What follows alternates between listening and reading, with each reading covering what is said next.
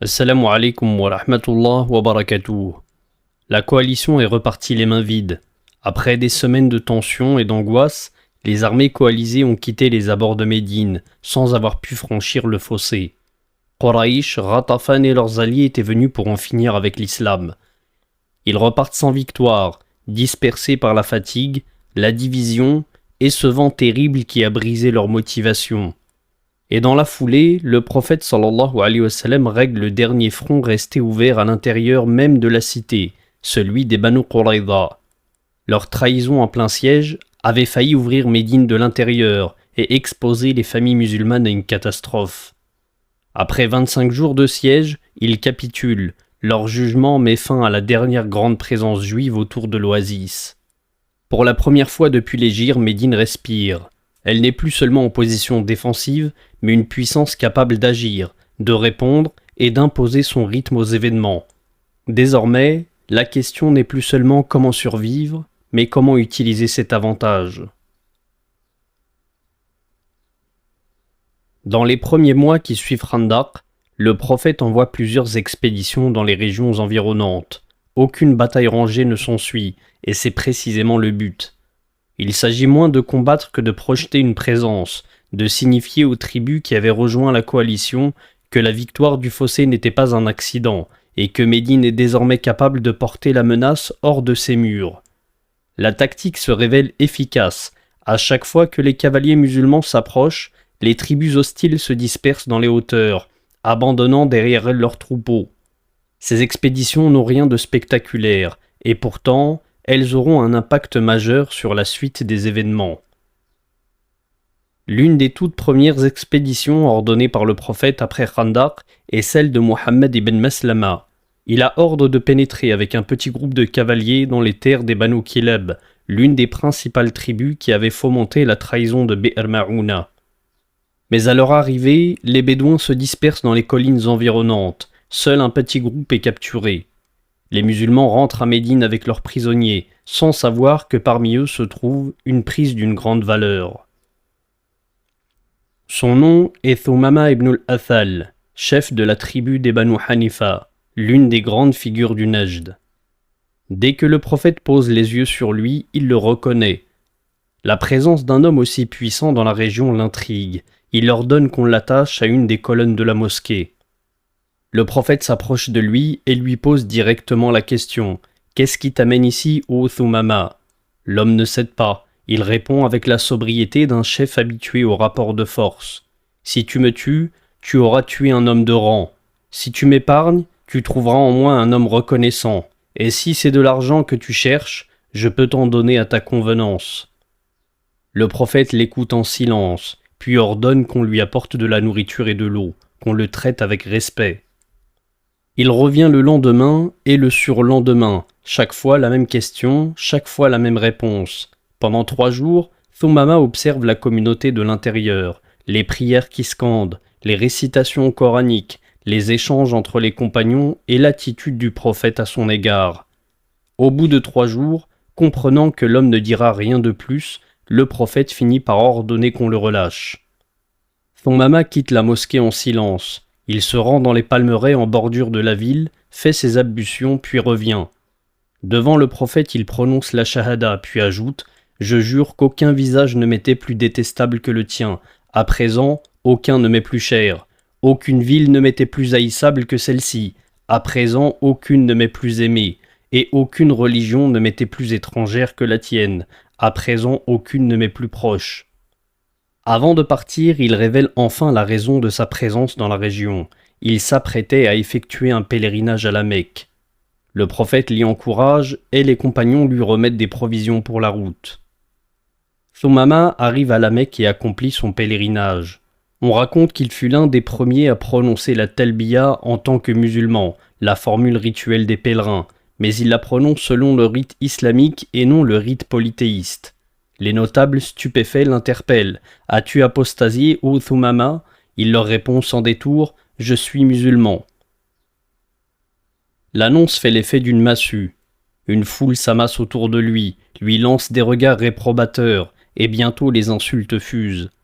Les provocations se poursuivent jusqu'à la table. Alors que les Quraysh sont réputés pour l'accueil qu'ils réservent aux pèlerins, on lui sert à lui la pire nourriture qui soit, celle qu'on réservait au temps de disette, une humiliation calculée pour signifier à cet homme qu'il n'est plus des leurs. Mais les Quraysh ont oublié à qui ils s'en prennent, à l'un des chefs les plus puissants du Najd, et leur subsistance dépend directement de cette région. Car oui, une grande partie des céréales consommées à la Mecque proviennent du Najd, et plus précisément de l'oasis d'Al-Yamama, dont Thumama est l'un des maîtres incontestés. Avant de quitter la ville, il se retourne et lance à ses agresseurs « Par Allah, pas un seul grain de blé ne vous parviendra de Yamama sans la permission du prophète. » Les sources rapportent que les mois qui suivent sont si durs pour les Mécois qu'ils envoient des émissaires à Médine pour demander la levée de l'embargo. Ainsi, ce qui n'était au départ qu'une capture fortuite se révèle être un tournant majeur. La conversion de Thumama offre à Médine un allié de poids dans le Najd, et l'embargo qu'il décrète sur le blé donne aux musulmans un levier inédit sur la Mecque elle-même, renforçant leur influence politique et économique dans le Hidjaz. Les expéditions se poursuivent tout au long de l'an 5 de l'Hégire, tissant lentement autour de la Mecque un réseau de pression dont elle commence à sentir le poids. Mais il y a bien plus dangereux que les tribus bédouines dans le Hidjaz. Ce que redoute le prophète par-dessus tout, ce sont les trahisons et les stratagèmes montés dans l'ombre. Ce sont ces mêmes stratagèmes qui avaient conduit à la tragédie de Bi'r Ma'ouna et celle d'Ar-Raji', et finalement à la coalition du Fossé. Il sait que certains travaillent encore dans l'ombre pour tenter encore et encore d'anéantir Médine, et parmi eux une figure se distingue tout particulièrement, celle de Sallam ibn Abil Huqayq. Il y a une dimension que les chroniqueurs ne manquent pas de souligner, une subtile rivalité entre les deux grandes tribus Ansar, les Aws et les Khazraj.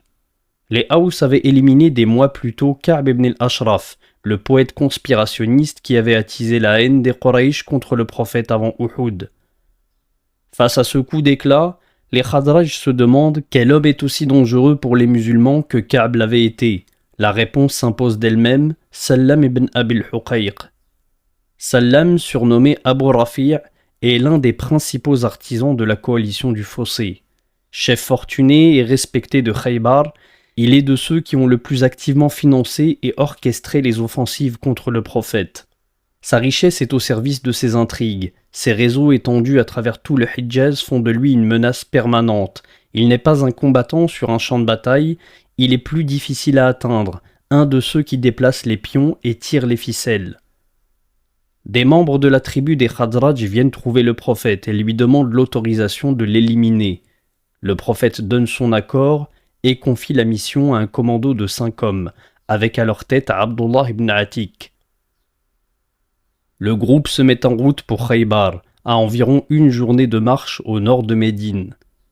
La mission est extrêmement périlleuse, la forteresse est bien gardée, peut-être davantage encore dans ce contexte d'après Khandaq, où les tensions sont à leur comble. Il faudra user de ruses sans avoir la certitude qu'elle suffira. Le groupe arrive devant les portes de Khaybar à la tombée de la nuit.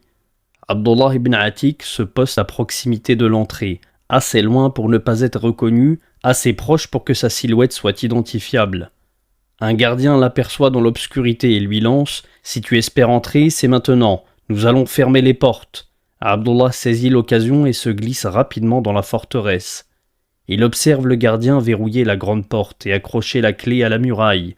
Il attend que l'homme s'éloigne, attrape silencieusement la clé et rouvre les portes pour laisser entrer ses compagnons. Le groupe se lance alors à la recherche de la cible.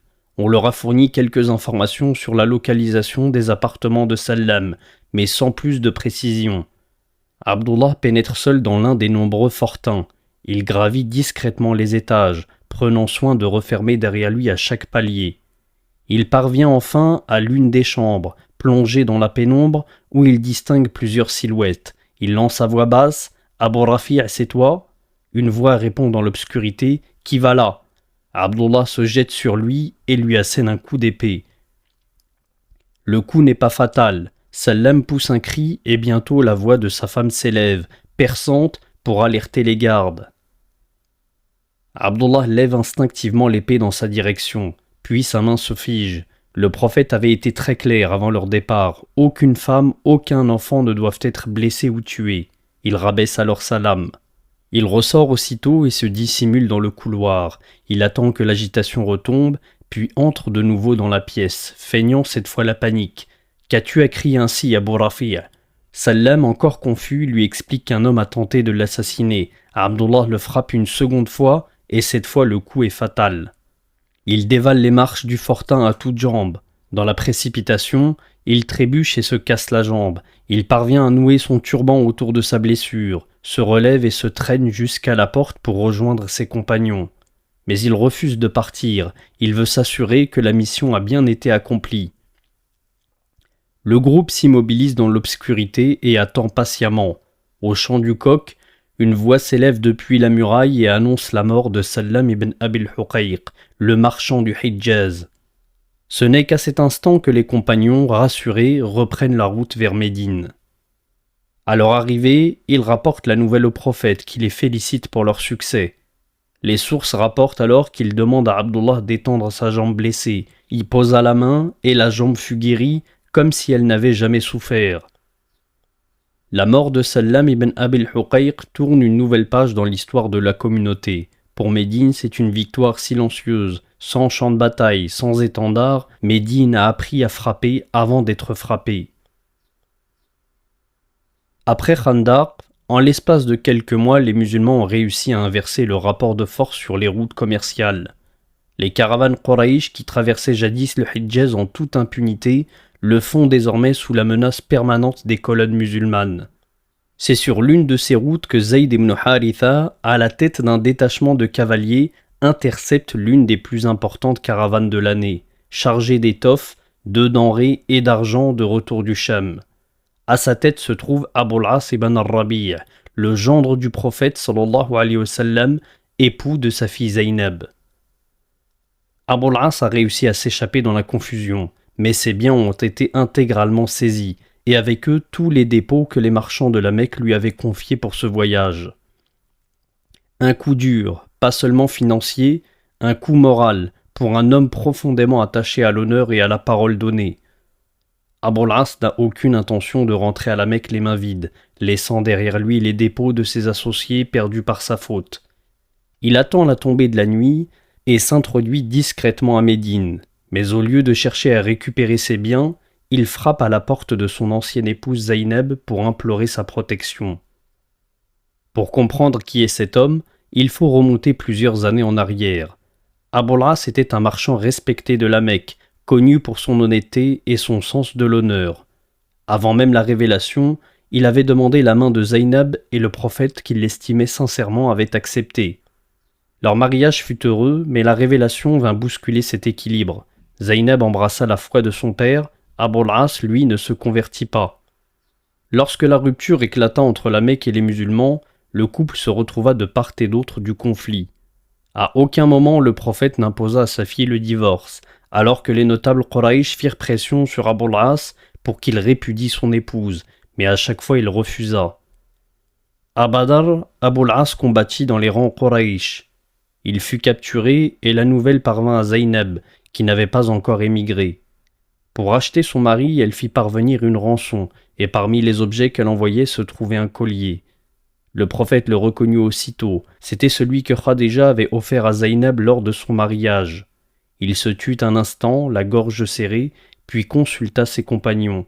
Accepteraient-ils de libérer Abul As sans rançon et de rendre le collier intact? Ils acquiescèrent. Abul As fut alors relâché à une condition, laisser Zaynab rejoindre son père à Médine. Il accepta à contre-cœur et honora sa promesse. Zaynab émigra et Abul As rentra à la Mecque. Le divorce ne fut jamais prononcé ni demandé. Ils vivaient séparés, chacun dans son monde, sans pour autant rompre. Les notables Quraysh proposèrent à Abul As de meilleures alliances, de meilleures épouses. Il refusa chaque fois sans explication. Son attachement à Zaynab était une évidence dont il ne parlait pas. C'est dans ce contexte qu'il se retrouve, cette nuit, à frapper discrètement à sa porte pour implorer sa protection. Au matin, les musulmans se rassemblent dans la mosquée pour la prière de l'aube. La prière venait de s'achever lorsqu'une voix s'élève du fond de la mosquée, du côté réservé aux femmes. C'est Zaynab. Ô gens, j'ai accordé ma protection à Abul As ibn al-Rabi'. Un silence traverse l'assemblée. Le prophète se retourne vers ses compagnons et dit « Par celui qui détient mon âme, je n'étais pas au courant avant de l'entendre comme vous venez de l'entendre. » Puis après un moment, il poursuit « Les musulmans sont tenus par leurs engagements, même ceux des plus humbles d'entre eux. » La déclaration de Zaynab soulève une question de droit que les compagnons n'osaient peut-être pas formuler à voix haute. Une femme peut-elle légitimement accorder une telle protection à un étranger, à un non-musulman ? La réponse du prophète ne laisse aucun doute. Oui, elle le peut. C'est une confirmation publique, sans ambiguïté de ce droit. Puis il va trouver Zaynab en privé. Il lui parle avec douceur et avec clarté. La protection qu'elle a accordée sera respectée et tout ce qui a été saisi sera restitué. Mais tant qu'Abul As n'est pas musulman, la règle islamique est sans équivoque. Elle ne peut pas vivre avec lui en tant qu'épouse. Zaynab accepte cette dure réalité en silence. Abul As peut enfin se montrer au grand jour. Il rencontre le prophète et lui expose sa situation. Le prophète n'a pour lui que de l'estime. Cet homme a toujours traité sa fille avec dignité et n'a jamais instrumentalisé son lien familial. Il lui dit discrètement, sans insister, « Si tu embrasses l'islam, nous serions heureux de te compter parmi nous, et Zaynab te reviendrait. » Abul As secoue la tête, pas dans ces conditions. Il refuse qu'on puisse dire qu'il s'est converti sous la contrainte ou pour récupérer ce qu'il a perdu. Ce refus en lui-même dit quelque chose sur cet homme. Le prophète demande alors aux compagnons de restituer les biens saisis dans leur intégralité, mais il ne peut rien imposer. Ces biens reviennent de droit à ceux qui les ont capturés. Les compagnons s'exécutent sans réserve, par déférence. Abul As charge ses bêtes et reprend la route de la Mecque. Là-bas, il convoque les marchands Quraysh un à un. À chacun, il rend ce qui lui appartient, l'intégralité, sans en manquer d'une pièce. Lorsque chaque dette est acquittée, il pose la question à l'assemblée. « Reste-t-il quelque chose qui vous appartient chez moi ?» Personne ne répond. Alors seulement, libéré de toute obligation, Abul As prononce la shahada. Il fait ses bagages et reprend la route de Médine. Le prophète, à son arrivée, le reçoit chaleureusement. Selon les sources, il rend Zaynab à Abul As sans exiger un nouveau contrat de mariage, comme si le lien n'avait jamais été réellement rompu, seulement suspendu dans l'attente d'un homme qui finirait par venir de lui-même.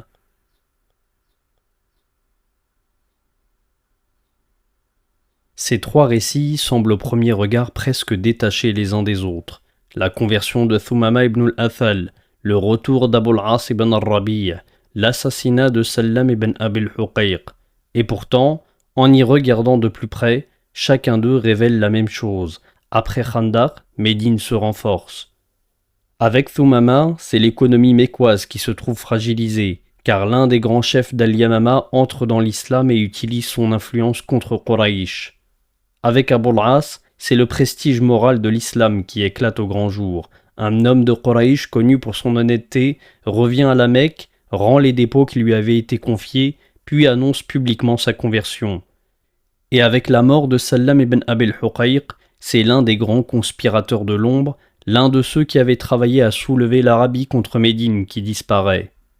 Quraysh pensait peut-être avoir le temps de se remettre de Khandaq, le temps de reconstruire ses alliances, le temps de reprendre l'initiative, le temps peut-être de faire taire définitivement Muhammad sallallahu alayhi wa sallam.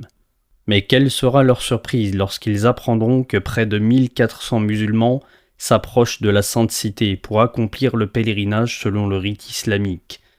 Nous parlerons de ces événements dans un prochain épisode, incha'Allah. Wassalamu alaikum wa rahmatullah wa barakatuh.